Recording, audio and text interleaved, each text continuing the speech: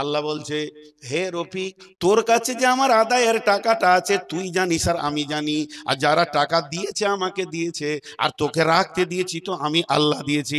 যদি তুই নিজের ওপরে বিশ্বাস থাকে যে আমি আমানতের খেয়ানতি করিনি, তাহলে তুই সারকে বুককে উঁচু করে হাঁটবি, চুহা বিড়ালগুলোকে ভয় করবি না। ওয়ালাম ইয়াখশা ইল্লাল্লাহ, মসজিদ বানাতে গিয়ে ভয় করবি তো আমাকে কর, যারা কুটকুট করে কথা বলে এদেরকে ভয় করবি না। বুঝাতে পারলাম? একবার বলেন, বুঝাতে পারলাম? তাহলে মসজিদ বানাবে 5 গুণের গুণান্বিত লোক, কিন্তু মসজিদ বানানো নেকি না গুনাহ? এতগুলো লোক কথা বলে না, ওরা আগে থেকে দাঁড়িয়ে গেছে, খালি মৌলভী সাহেব বলুক যে আজকের মতো বয়ান শেষ, হাঁটতে লাগবো, অর্ধেক রাস্তায় এগিয়ে নিয়েছে। জি, এক রাখাল টুপি পরে ঘুরে বেড়াচ্ছে, বলছে কাল আমার বিয়ে, বলে কার সঙ্গে? বলছে রাজার বেটির সঙ্গে। লোক বিশ্বাস করে না, রাখালের বিয়ে রাজার বেটির সঙ্গে? বলে হ্যাঁ। অর্ধেক কাজে এগিয়ে গেছে, আমি রাজি আছি, খালি রাজি হলে হয়ে গেল। অর্ধেক কাজ এগিয়ে গেছে, আমি রাজি আছি, খালি রাজার বেটি রাজি হলি হয়ে গেল।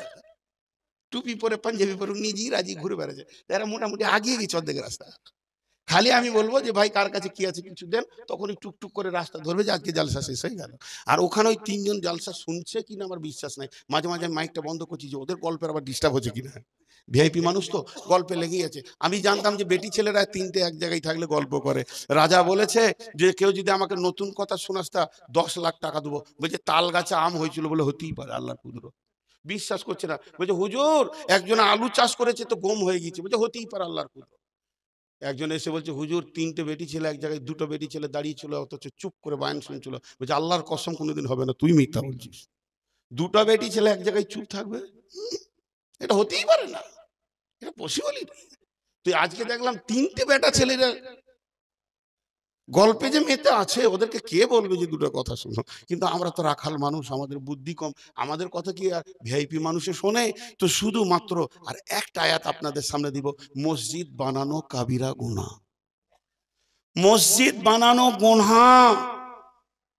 সূরা তওবা 107 নম্বর আয়াতে বলছেন, ওয়াল্লাযীনা ইত্তাখাযু মাসজিদান জিরারা ওয়া কুফরা তাফরীকাম বাইনাল মুমিনি ওয়া ইরসাদান লিমান হারাবাল্লাহা ওয়া রাসূলুহু মিন ক্বাবলু ওয়া লা ইয়াহলিফুন্না ইন আরাদনা ইল্লাল হুসনা ওয়াল্লাহু ইয়াশহাদু ইন্নাহুম লাকাযিবুন। বিরাট ঘটনা আছে আয়াতটার পেছনে। জি, আমি ছোট্ট 2 মিনিটে বলবো, দেখি পারি কিনা ছোট মিনিমাইজ করতে। যদি পেরে যাই তো ভালো, না হলে হার্ডলি খালি এই ঘটনাটা যদি বুঝতে পেরে যান, তাহলে আয়াতটা তর্জমা করতে হবে না, পেটে ঢুকে যাবে অটোমেটিক। ঘটনাটা কি, রাসূলুল্লাহ সাল্লাল্লাহু আলাইহি ওয়াসাল্লাম জন্ম নিয়েছেন মক্কায়, আর আসলেন কোথায়? মদিনায়। তো মদিনায় যখন এলো, তখন গোটা মদিনা আল্লাহ রসুলকে ছাড়া কিছুই বুঝে না। কাজ করবে, হাটে যাবে, ঘাটে যাবে, বেটির বিয়ে দেবে, বেটার বিয়ে দেবে, কি করব কি না করব, রসুলের পরামর্শ ছাড়া চলে না। তখন বেঈমান যতগুলো ছিল মদিনাতে, মুনাফিক, তাদের কলজে জ্বলতে লাগলো। দিয়ে এরা নিয়ত করলো ওকে মারবো কি করে রে, ওকে এমন কাটা কেটে দিব, না থাকবে বাঁশ না বাঁচবে বাঁশুরি। কিন্তু সাহস হচ্ছে না, কেন? সব লোকগুলো তো ওর দিকে, আমরা মুষ্টিমে কজনাতে পারবো? তখন মুরব্বীরা বলছে ঝামেলা করিস না, চাটনিতে জুটবি না, চুপচাপ থাক। তাহলে কি করা যাবে? বলে ওই ছেলেটা এসেছে কোথা থেকে, ওর আগমনটা কোথা থেকে, মক্কা থেকে না মদিনা থেকে, একবার খবর লাও। তো মক্কা থেকে। বলে সেই জায়গায় যাও, সেইখান থেকে খবর নিয়ে এসো। কি খবর? যে ওখানে ওর কোনো দুশ্মন আছে কিনা। 2জন চলে গেল মক্কা। মক্কায় গিয়ে বলছে, ও মক্কার লোক, তোমরা নবী মোহাম্মদকে চিনো? চিনি মানে? ওকে কাটবো। রাতে রাতে পালিয়েছে ও, ভালো লোক লয়। জি, খন্দকের যুদ্ধে এক এক করে কেটে পড়লো। যখন খন্দকের যুদ্ধে এটা হলো, ওকে কাটবো, তখন এর কলজেটা বড় হয়েছে। ওই লেগেই বলে যে মুরব্বীদের কথা শোনো, এখানে ওর দুশ্মন আছে, এরাকে ঠিক খবর দিয়ে দিব, মদিনা থেকে কেটে দেবে, কেস আমাদের নামে হবে না, আমরা যেমন নেতা ছিলাম নেতা থেকে যাব। এদেরকে খবর দিল। মদিনাতে গিয়ে ওরা আবার গোল করে বসলো, হ্যাঁ ও দুশ্মন পাওয়া গেছে, আর টেনশন নাই, ওকে এসে কেটে দিবে, আমাদের যেমন মাস্তানি চলছিল সেরকম চলবে। এটা ওরা খুশি হয়ে গেল। জি জি, এবার আমার দিকে তাকান, আপনারা ধ্যানের সঙ্গে তাকান। ঠিক মদিনায় খবর দেব, এরা এবার মদিনাতে বসে বলছে, কার ঘরে থাকবে রে? ওরা তো কারো ঘরে থাকবে? কার ঘরে থাকবে? কে লিবি? মেহমান কে খোয়াবি? যদি ধরা পড়ে যে অমুকের ঘরে থেকে রসুলকে মেরেছে, তার চাটনি হবে কি হবে? তাকে একবার ধুনের পাতা বাটা করবে। তো কেউ তো ঘরে গোচ্ছে না। তখন বলছে এক কাজ কর, নবী মোহাম্মদ মসজিদ বানানোটা ভালোবাসে, তা আমাদের পাড়াতে একটা টোলাতে মসজিদ করে এলি, ধর একটা মসজিদ বানিয়ে নিলে, আজান দিতে শুরু করছে, বলছে আজান দিস না, এখনো নবী মোহাম্মদ বেঁচে আছে, তোদের মসজিদে কেউ মুততেও আসবে না, ওকে দিয়ে উদ্বোধন কর। যাকে মারবে তাকে দিয়ে মসজিদ উদ্বোধন করছে। আমাদের বর্ধমানে মেয়েরা একটা কথা বলে, ওই যে পাটাতে এমনি করে মশলা বাটে, যে যে যে পাথরটা উপরে থাকে ওটাকে কি বলে? নোড়া। তো বলে আর পাটাটাকে আমাদের দেশে শিল বলে, যার শিল তারই নোড়া, যার পাটা তারই নোড়া, তার ভাঙবো দাঁতের গোড়া। হ্যাঁ, রসুলকে মারতে চাইছে। কিন্তু আল্লাহ রসুলকে বলছে, ইয়া রাসূলুল্লাহ, আমাদের টোলাতে একটা নতুন মসজিদ হয়েছে, তো নবীজির কলিজাটা বড় হলো, হাজি ভাই আপনারা মসজিদ বানাচ্ছেন, আল্লাহ আমাকে একা দিয়ে, একা কয়েকটা মুসলিমের সাথে লোক পেয়েছি, প্রায় 2.5 কোটি টাকার কাজ করিয়ে নিল। 2.5 কোটি টাকার কোথা থেকে টাকা আসছে গাইবি মদদ আমি জানি না, কিন্তু কাজ তো হচ্ছে। মসজিদের কাজে নামলে আল্লাহ সাহায্য আসবে। তো এই যে বললাম একটা বড় মসজিদ হয়েছে, তা আপনারা শুনে খুশি হলেন কি না? যদি বলি যে আমেরিকাতে একটা বিরাট মসজিদ হয়েছে, তো মনটা খুশি হবে কি হবে না? এটা তো মুমিনের। নবীজিকে এসে বললেন, ইয়া রাসূলুল্লাহ, আমাদের টোলাতে আমরা একটা মসজিদ করেছি। নবীজির দিলটা বড় হয়ে গেল, বাহ বাহ বাহ বাহ বাহ বাহ, মাত্র কদিনে তোমরা মুসলমান, 10 দিন 20 দিনের মুসলমান, আর এই কয়দিনের ভিতরে তোমরা নতুন মসজিদ করেছো, কিন্তু আসলে ওরা মুসলমান নয়, আসলে ওরা মুনাফেক ছিল, কিন্তু নবীজি বুঝতে পারেনি যেগুলো মুনাফেক, নবীজির জানের দুশ্মন। তখন বলে বাহ বাহ বাহ বাহ, তখন এরা বলছে রাসূলুল্লাহ, আমাদের মসজিদটা আপনাকে প্রথম নামাজ পড়ে উদ্বোধন করে দিতে হবে। নবীজি বললেন ঠিক আছে আমি যাব। এমন সময় নবীজি তৈরি হয়ে বেরিয়ে আসছেন, আর এই আয়াতটা নাজিল হয়ে গেল, ওয়াল্লাযীনা তাখাযু মাসজিদান জিরারাও ওয়া কুফরা তাফরিকাম বাইনাল মুমিনি ওয়া ইরসাদাল লিমান হারাবাল্লাহ ওয়া রাসূলুহু মিন কাবলু ওয়া লা ইয়াহলিফুন্না ইন আরাদনা ইল্লাল হুসনা ওয়াল্লাহু ইয়াশহাদু ইন্নাহুম লাকাযিবুন। হে নবী শুনো, ওরা ওটা মসজিদ বানায়নি, ওরা জিদের বশীভূত হয়ে কুফরির তাড়নাতে মুনাফিকের দলেরা, তো এরা পূর্ব থেকে আল্লাহ এবং রসুলের দুশমন, এরা কোনোদিন আল্লাহ এবং রসুলের সঙ্গে আপোষ করতে পারেনি, এরা এই জ্বালাতে ওই মসজিদটা করেছে, ওটা তোমাকে মারার কেল্লা করেছে, আর মুসলমানদের ভিতরে ফাটল ধরানোর জন্য এটা করেছে, একটা জামাতকে 5টা জামাত বানাবে, ঝগড়া মারামারি লাগার জন্য মসজিদটা করেছে। এই মসজিদটা যদি ওদেরকে জিজ্ঞেস করো কেন করেছো, ওরা কসম করবে আর বলবে যে আমরা এটা নেকির জন্য করেছি। আমি স্বয়ং আল্লাহ বলছি, ওরা মিথ্যুক, ওরা মিথ্যুক, ওরা মিথ্যুক। লা তাকুম ফিহি আবাদা, খবরদার ওই জায়গায় তুমি হে আমার নবী পা দিও না। ওই মসজিদে পা দেওয়া গুনাহ। ঝগড়া করে নতুন মসজিদ হয় কি হয় না? একটা মায়ের পেটে 4টা ভাই। কটা মায়ের পেটে? একটা। আর একই বোঁটা চষে মানুষ হলো 4 ভাই, আর 4টা বউ যখন এলো, আব্বা একটা দরজা বানিয়েছিল ঘরে, এবার কটা দরজা হবে? 4টা। তাহলে একটা ফ্যামিলিতে যদি এত কিছু ঘটে, তাহলে একটা মসজিদে ক ফ্যামিলির লোক নামাজ পড়ছে? গ্রামে 25-30 ফ্যামিলির লোক নামাজ পড়ছে, তো ঝগড়া হতেই পারে। ঝগড়া হওয়াটা নোংরামি নয়, ঝগড়া রাখাটা নোংরামি হতেই পারে। সাহাবীদের ভিতরেও ঝগড়া হয়েছে, হয়নি?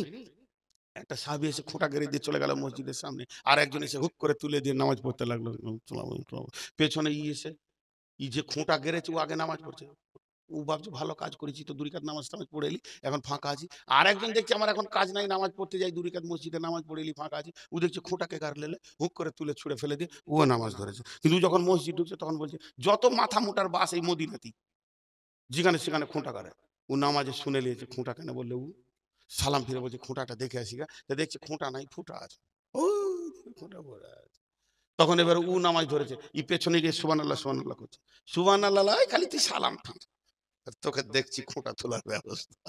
জি, ই সালাম ফিরছে, তো গায়ে হাত দিয়ে কত মিষ্টি কথা, আসসালামু আলাইকুম, ওয়ালাইকুম সালাম, কিছু বলছো ভাই, ভাষাটা কত মিষ্টি। মারবে নাকি আমাকে? তো মনে হলো এরকম চিল্লে উঠলো যে আমি তো কিছু করি নাই খালা। খুব যদি রাগ লাগে, যে টাকা কটা আছে ছুড়ে দেন, কানের টানে সব। এই রে আল্লাহ। তো এবার ওই ফুটা আছে।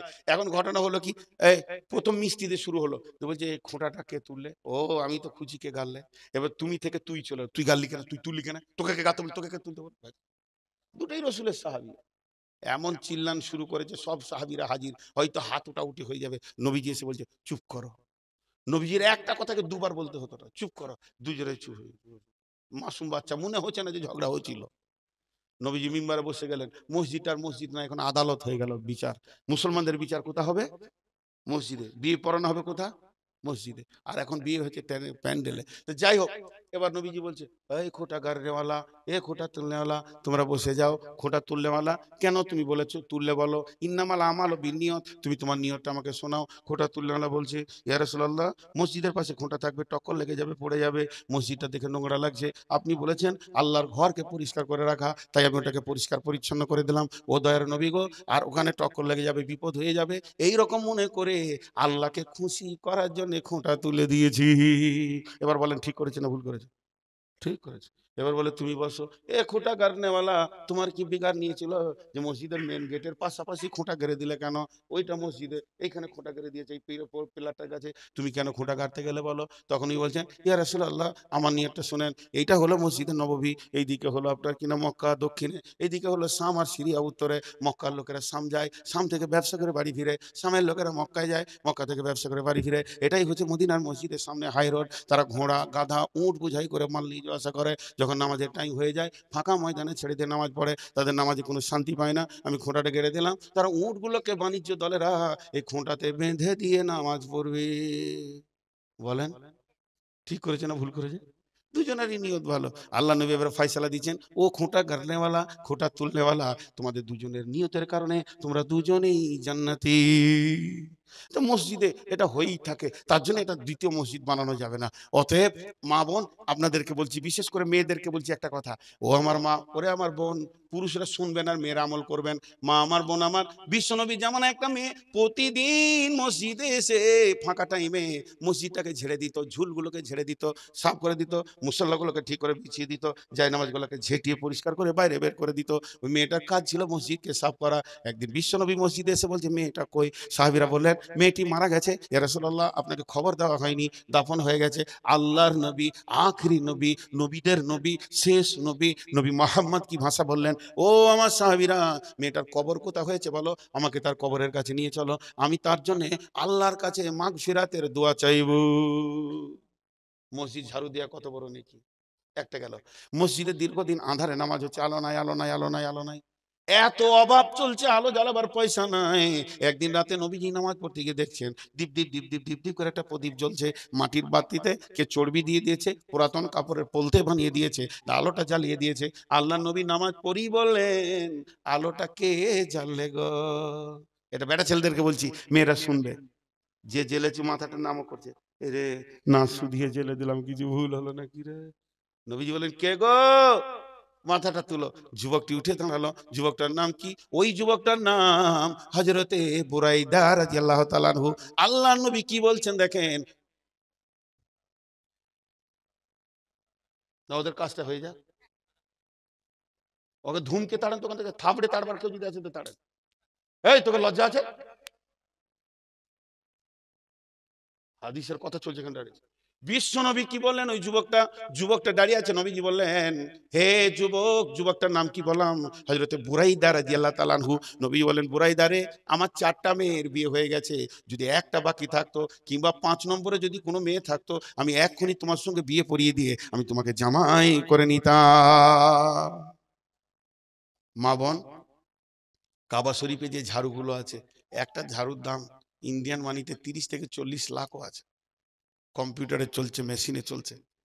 আর হাটে যদি কিনতে যান তো 25 টাকাতেও পাবেন। তা আপনাদের কাছে আমি 30 লাখ টাকা চাইছি না, আপনারা ঝাড়ুর দায়িত্বটা নিয়ে 1500 আর 100 দেন।